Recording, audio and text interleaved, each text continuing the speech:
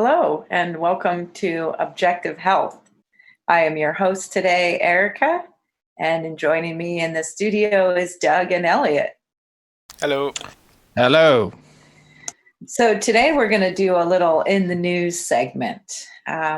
Lots of things going on in the news, and so we just wanted to have a little recap of some interesting information that we read about in the last weeks. Starting off today, dare we approach the subject of the COVID-19. And so there was an article recently carried in The Guardian, the 16th of March, about how health experts are criticizing the NHS for advising people to take ibuprofen, and this ibuprofen could actually exaggerate infection, especially pneumonia-type infections. So from the article, French authorities warned against taking widely used over-the-counter anti-inflammatory drugs. And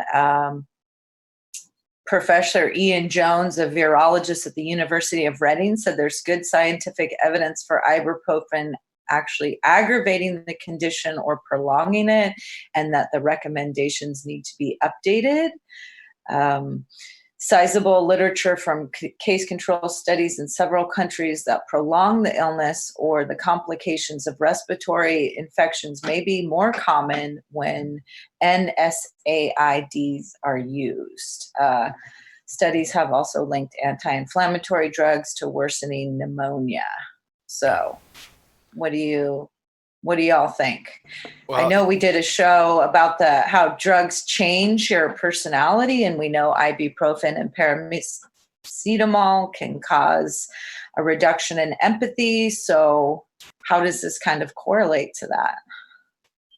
Well, yeah, I mean, I just find it kind of interesting that the French authorities were like, by the way, guys, don't use these drugs as pain relievers, even though, generally people don't really think about that kind of thing, and they just, will pop an anti-inflammatory for whatever reason, whenever they're feeling like run down or injured themselves or something like that. So it's kind of funny that they came out and said that, and then the NHS was just kind of like, oh yeah, everybody take ibuprofen. And it's like, it's so funny too, because later on in the article, the guy doubles down on it, where it's kind of like, no, there's no evidence that this does anything bad for COVID-19. And he's probably right. I mean, nobody's done a study on COVID-19 yet, right? Where they're actually taking, let's try these people on ibuprofen and we'll take these people who aren't, and we'll see what happens. It's like, it's too new. They obviously haven't done anything like that. And they kind of use that as a basis for saying, no, there's no reason to avoid this. It's kind of like the French are taking the precautionary principle seriously, and the Brits are not. They're just doing the exact opposite. Yeah. Apparently I don't know the mechanism. I was looking for it, but I couldn't find it. But apparently it was talking. The idea is that ibuprofen would actually halt the immune system, so it would halt the kind of branch of the immune system which is responsible for protecting your body against the virus, kind of thing. So actually, by taking that could slow your progression. It could slow your healing. Whereas something like paracetamol would not do that, because they work on two different mechanisms. I don't think that they've actually, there's no study on it, but I think it would probably be safer to err on the side of caution, right? And it seems like if you had a fever, you would want your body to naturally go through that process, right, of fighting off infection. Mm-hmm. Yeah, I agree.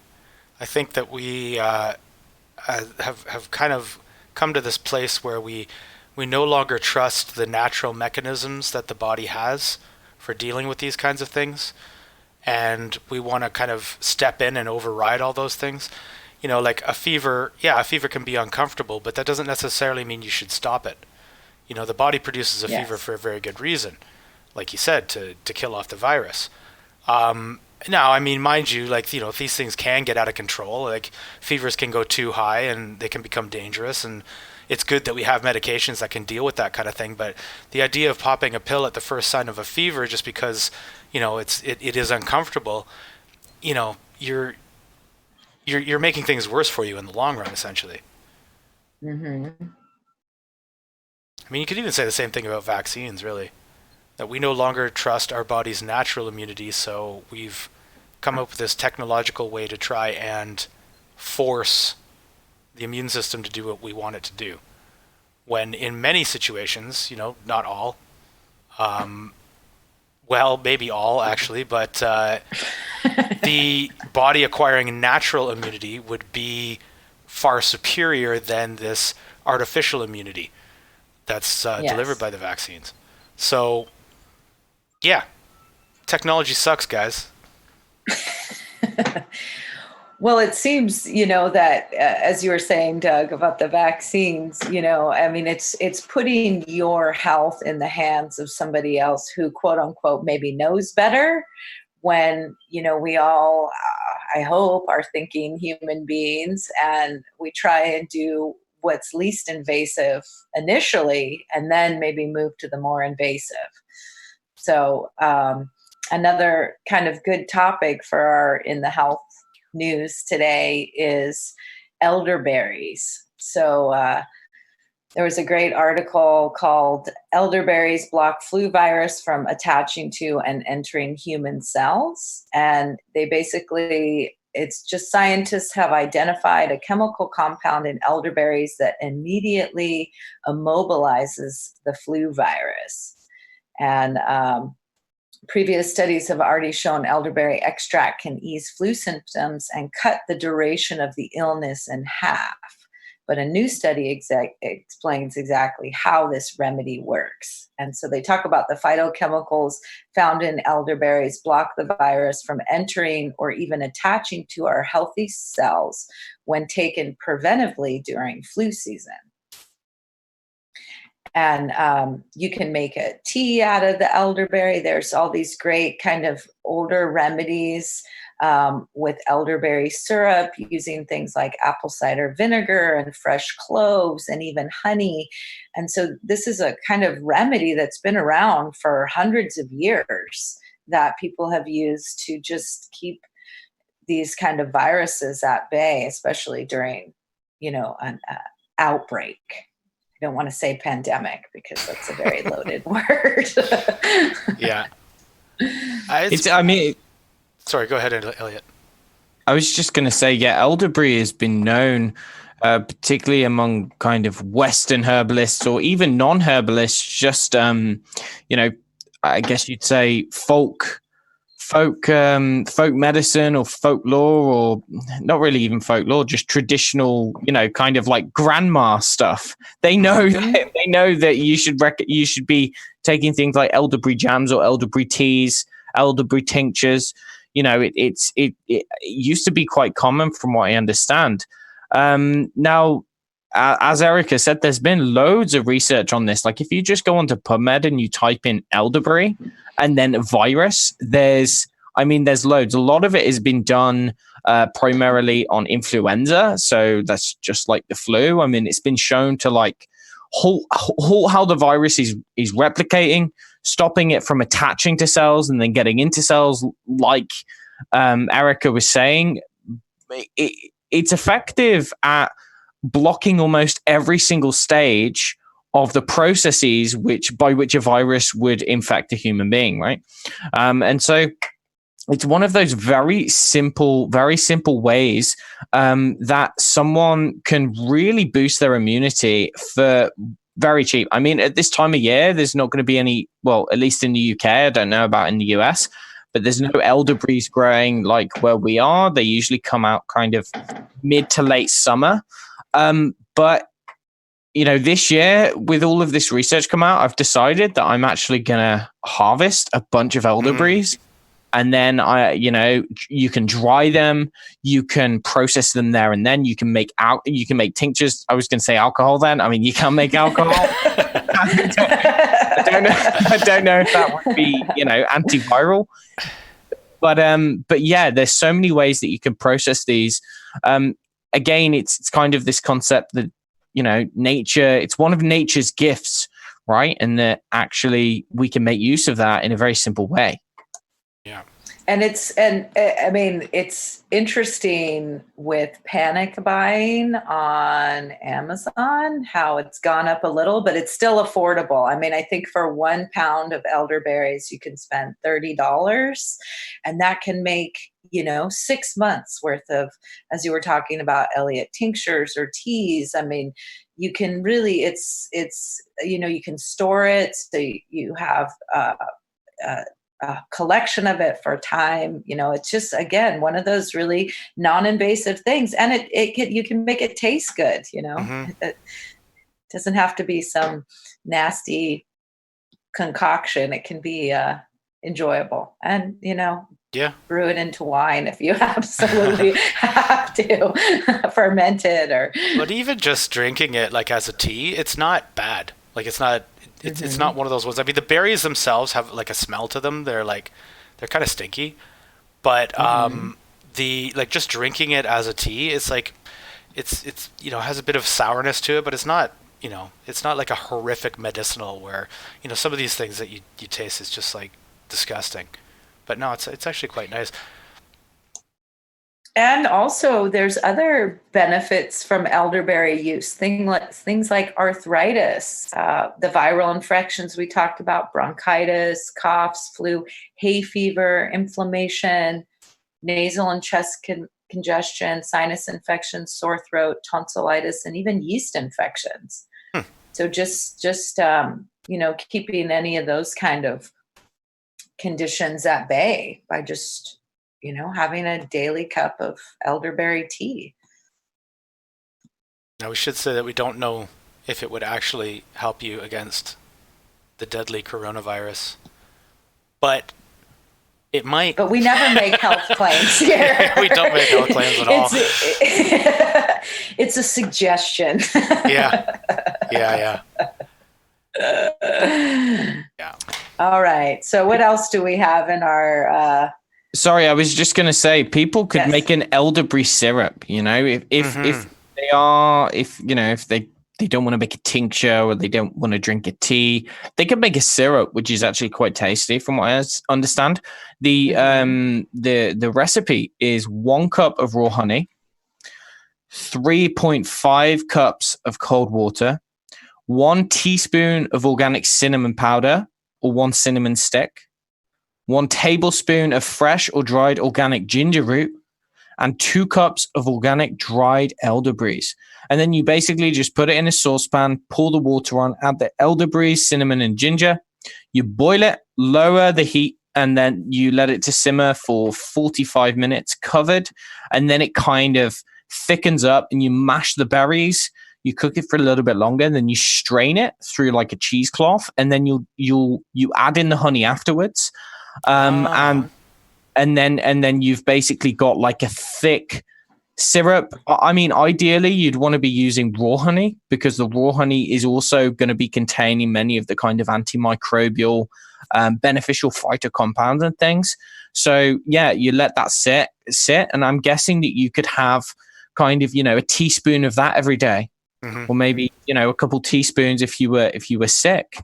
And that's if it's essentially a conserve, so that's going to last for a very long time. That's a good idea. Yeah. Because I used to work at a health food store and we sold elderberry syrup, and it would be quite popular around like cold and flu season. But I never thought about making it. That's actually interesting. Yeah, and if you get honey from your local area, at your farmer's market or from a neighbor, it's got all those good antibacterial for your environment that you live in. I mean, honey is it's really an amazing kind of serum. Mm. All right. So what next? What's next on our list? Well, since we're already talking about flus and viruses, we could talk about the headline that we just saw recently that Philip Morris International, what's it called? Medicago develops a plant-based vaccine for coronavirus. What? Yeah, right? It's like there's so many questions there. Okay, so apparently what they've done is taken the DNA, RNA in a virus, RNA, of COVID-19 and genetically modified that into yeast or bacteria, some kind of microorganism, and then basically put that into plants, and the plants kind of or put it into the soil, and the plants take it up. And they did it with these tobacco plants because it's Philip Morris after all.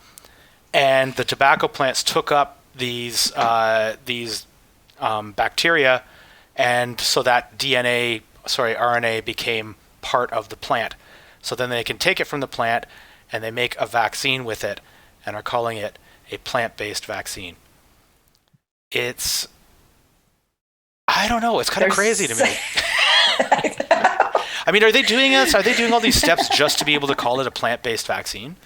Like, is there an advantage to a plant-based vaccine other than it's vegan friendly? Or are they doing it to try and make tobacco look good again? Well, maybe. I don't know. It just brings up more questions than it gives answers. It's like, they've already been, like, I've seen a bunch of articles about them, rushing a vaccine and all this kind of stuff. And then Philip Morris just comes along and goes, oh yeah, we made one. And it's made out of plants.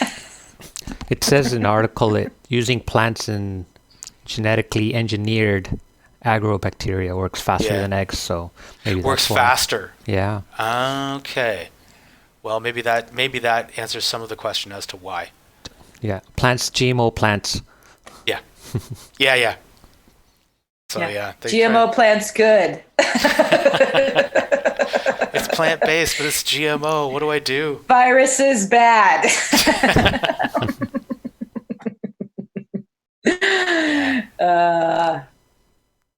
It's hard to not make fun of some things. So we apologize if our humor is inappropriately placed at this time. Well, yeah. You guys can go watch our show that we did on the coronavirus if you have any questions. If we've offended you, sorry. We're just trying to keep up with the headlines. Yeah. It's a lot flying around out there. So another headline that's kind of interesting that, again, when these types of topics come up and they inundate everything, it's like these little kind of important tidbits of information kind of seep through the cracks and go completely unnoticed. So we have talked a lot about vaccines on this show in the past, and we wanted to bring up this article called ITN calls on CDC to remove misinformation about vaccines and autism from website. And this is it Del Bigtree, right, mm-hmm. Doug? Yeah. So he was one of the creators of Vaxxed, the documentary about vaccines. And he has been diligently working in this area. And so ICANN is actually the Informed Consent Action Network. And they submitted a Freedom of Information request to the CDC to provide all the studies supporting the claim that vaccines do not cause autism. Specifically, ICANN asked the CDC to produce all the studies that demonstrated that the vaccines given in the first 6 months of life did not cause autism. And basically, the CDC failed to produce a single study after months of follow-up requests. And so ICANN sued the CDC in federal court, and they finally produced the studies, all 20 of them. And so he kind of goes through, what they were looking for. But basically, it sounds like not one of the studies that the CDC provided actually addressed ICANN's questions. No. And boy, it's just like, again, I'm kind of flabbergasted by it. They just gave a bunch of studies on different topics. Like they gave 13 on thimerosal. They gave one on the MMR vaccine. But as you said, it was completely off topic. It's almost like what they've done is they've been sued, so they don't really have a choice. So they've just randomly picked a bunch of studies, just giving it, just to say that they, to put it down on paper that they complied. That's what it seems like. Yeah, because basically what they asked for specifically were the vaccines that are given in the first 6 months of life, I think, or of infancy, and that included the DTaP, HIB, Hep B, Prevnar, and the polio vaccine. And they gave them, like the CDC gave them ones about thimerosal, and those vaccines don't contain thimerosal. They gave them ones about MMR. They didn't ask for studies on MMR because, they're trying to make this connection, right? Like if one of the vaccines that's given in the first 6 months of life is what is actually they believe is causing the autism, then they want studies on those vaccines. And the CDC just gives them a bunch of random ones. It's just ridiculous. And then I think they gave 2 studies that actually were relevant. But so the first study, they're in their conclusion, they say the evidence is inadequate to accept or reject a causal relationship between diphtheria toxoid, tetanus toxoid, or acellular pertussis containing vaccine and autism. Evidence is inadequate to accept or reject. Okay, thanks. And then the second of these 2 studies looked at the antigen of the vaccine loads, which is not what they asked for, because they are most people who are suspicious of vaccines. Essentially, it's not the antigen that they're concerned about, right? It's not the virus. It's the adjuvants. It's all the other crap that they're putting in there. That's the thing that they're concerned about. So that study has nothing to do with any of that. That is just the all they were testing was the antigen. So it's and what they showed in that study was that there's no increase in autism associated with the increase in antigens. Right. Nothing to do, as you just said, nothing to do with the adjuvants. No one said it was the antigens which were causing the autism. We're concerned with aluminium and mercury and all of the other crap. Yeah. And all of them together at the same time. Yeah. The overload. So it's basically just a smokescreen. Yeah. And I mean, sorry, go ahead, Erica. Oh, no, I was going to go ahead because. No, I was just going to say, and now what Del Bigtree has basically is saying is that he is calling for the CDC to take those statements off their website, saying that vaccines do not cause autism, because essentially it's a marketing claim. They don't have any evidence behind that. They're just, they're throwing it up there as they would like any kind of advertisement. So, I mean, he hasn't said anything about legal action on this yet, but the fact that he actually filed charges against them to get the Freedom of Information request, who knows? Maybe if anybody could do it, it's him, I have to say. Yeah. Well, what I was going to say, and I apologize if I seem a little hot under the collar about this, but this is the CDC. So now in the United States, they're like in control of what's going on with, the whole quarantining and the virus. I mean, these are the people that have control right now over what's going to happen in the long term at least for Americans. And that's a scary thought, that they had to be sued by Dell and his organization to get information. And then instead of doing what was asked of them by law, they just throw a bunch of nonsense out there. So if you think these people are looking out for your health and well-being, this is a little tiny kind of red flag about this organization. And, we've talked about the CD plenty in our shows in the past. It seems like they are a for-profit vaccine company that just happens to be state federally funded, or however they get their money. It is by not being clear and providing documentation to the people that really could use it and benefit from it. So that's my rant on the CDC. Yeah, because whenever anyone says, "Well, the CDC says," I just have to say, I'm sorry, I'm not a true believer. I really am not. No, it's like saying any other corporation says. It's like Google says. It's like Microsoft says. because that's essentially what they are, right? They have a vested interest in selling vaccines. Mm-hmm.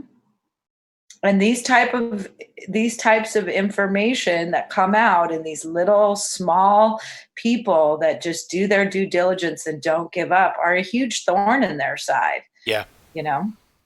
They really are. And I really applaud the work that ICANN's doing, because informed consent is going to be an issue that we're all going to have to deal with sooner or later as this hysteria progresses. Did we have any positive news? Cockroach Well, milk. yeah. Oh, yes, my I was going to favorite. say, for those of us who are lactose intolerant, we've finally got something to look forward to. What is that? Well, it's the secretion from the sac of the cockroach, right? Oh, God. This can't be true. Is this a joke? Apparently it's true.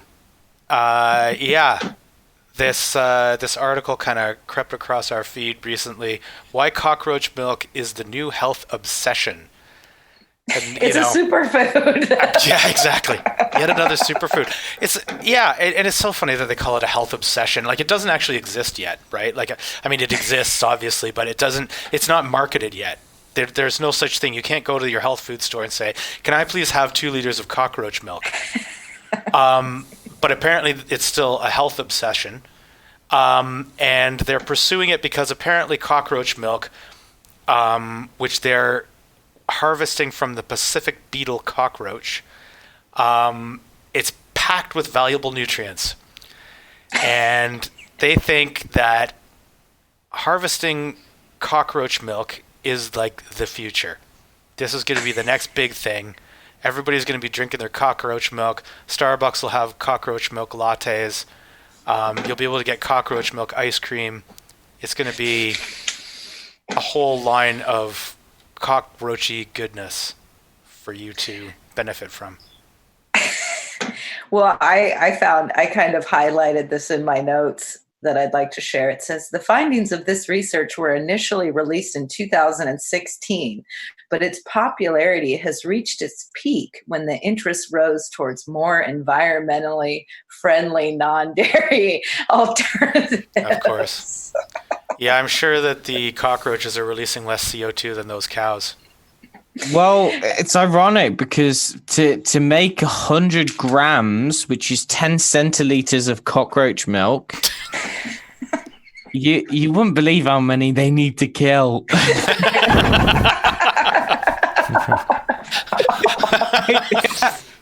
I can't even say it without laughing.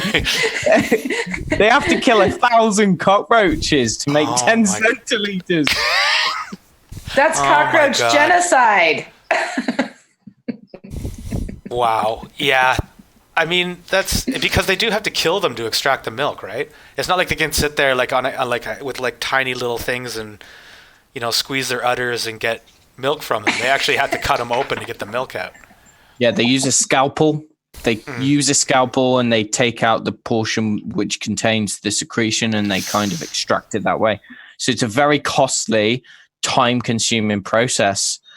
And I think that's what they're concerned about, is that actually they have no idea how they're going to actually kind of, make this scalable in any way and actually in any way kind of affordable or profitable, because I think it's just a waste of time personally. I prefer the research money to be going somewhere else.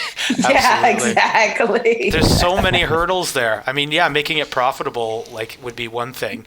But also, public perception. Who the hell wants to drink cockroach milk?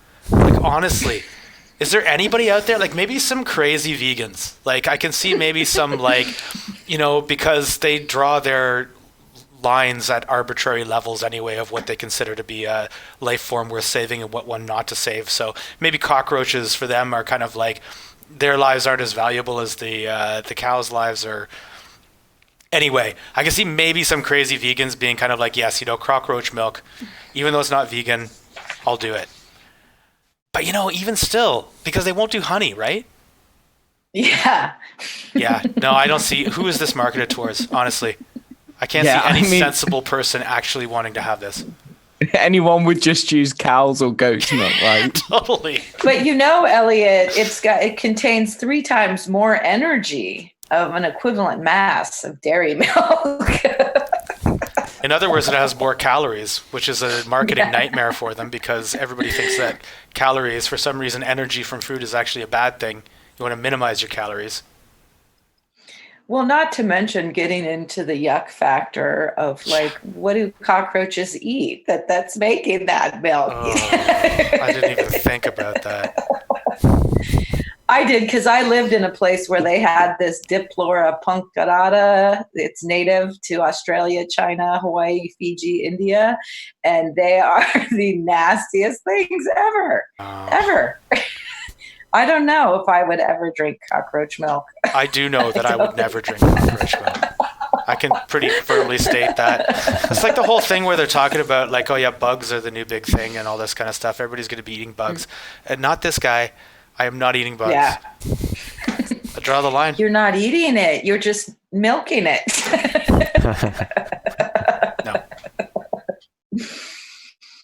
All right. Well, we had to have something good. We had to have a good laugh, with all the tension and the stress that is going around, try and have a little levity in your day. Indeed. Talk to your friends about cockroach milk and see what they say. Do a poll. So we thank you all for tuning in again and listening to our In the Health news. And we appreciate if you would like and subscribe. If you're interested in any topics, please comment in our little chat section. And thank you to my co-hosts, all 3 of you. And we hope to see you all again on the other side next week. Bye, everybody. Have a great day. Bye. Bye-bye.